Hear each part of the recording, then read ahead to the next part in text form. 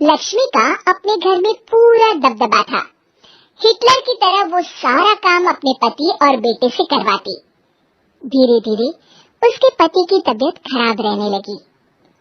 सुनो जी, अब आप बुजुर्ग हो गए हो, काम में भी अब हाथ आपके फुर्ती से नहीं चलते। अरे भाग्यवान, भगवान से डर, तुझसे मैंने शादी अपने इकलौते बेटे के अच्छे पालन पोषण के लिए की थी, लेकिन तूने तो उसका बेड़ा गर्क कर दिया। मैंने क्या किया? पढ़ाया लिखाया, अब नौकरी नहीं लग रही तो मैं कैसे जिम्मेदार हो गई? अब घर में बैठकर रोटी तोड़ रहा था तो मैंने कहा काम ही कर ले। एक तो भला करो और ऊपर से बातें सुनो। तभी सारंग वहां आ जाता है। बहुत भूख लगी है माँ, कुछ खाने को दे दो। अब तुम्हारे पापा का हाथ तो चल नहीं रहा है, मैं ही जा रही हूँ आज किचन में, बनाती हूँ कुछ। हे भगवान, कैसे होगा इतना काम मुझसे? लक्ष्मी किचन में काम कर रही होती है कि तभी अचानक उसे आइडिया आता है। अरे मैं भी ना, अरे यहाँ तो फ्री की नौकरानी ला सकती हूँ मैं, फिर मैं क्यों खाना बना रही हूँ? उस दिन लक्ष्मी सारंग की पसंद का खाना बनाती है और बैठकर उसे बड़े ही प्यार से खिलाती है। खा ले बेटा, खा ले, पेट भर के खा ले। अरे रुक, मैं तेरे लिए ना गर्मा गर्म रोटियां लाती हूँ।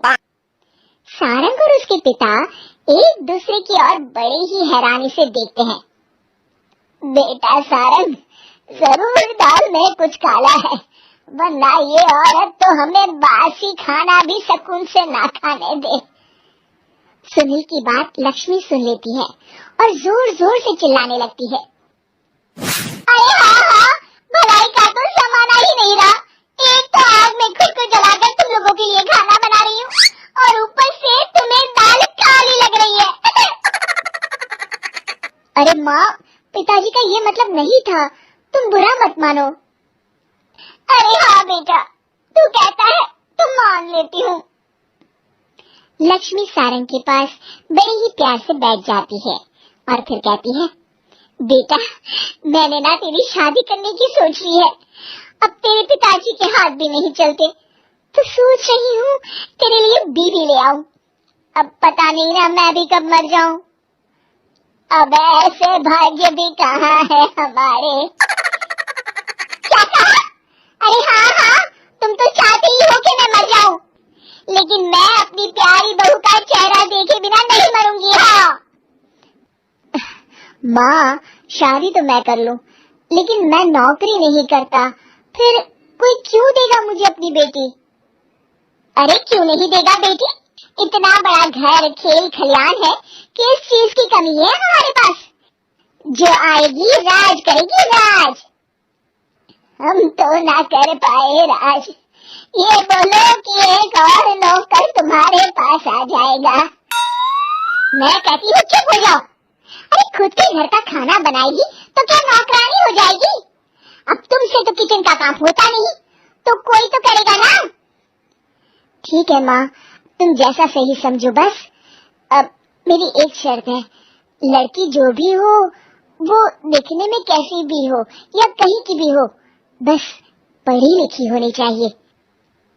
अरे हाँ, ला देंगे पढ़ी लिखी बेटा, मैंने कौन सा काम करवाना है उससे। हाँ।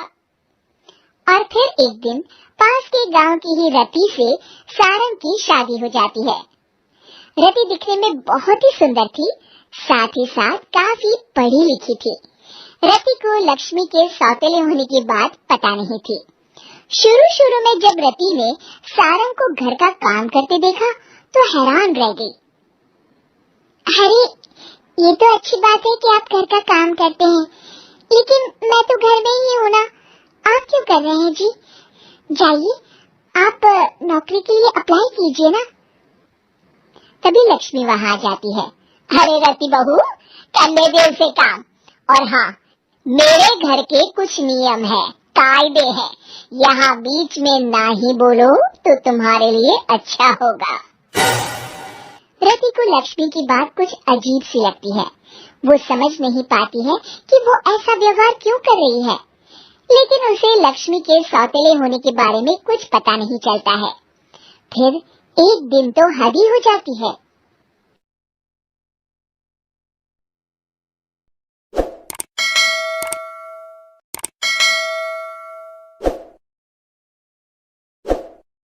उम्मीद है कि आपको हमारी ये कहानी पसंद आई होगी।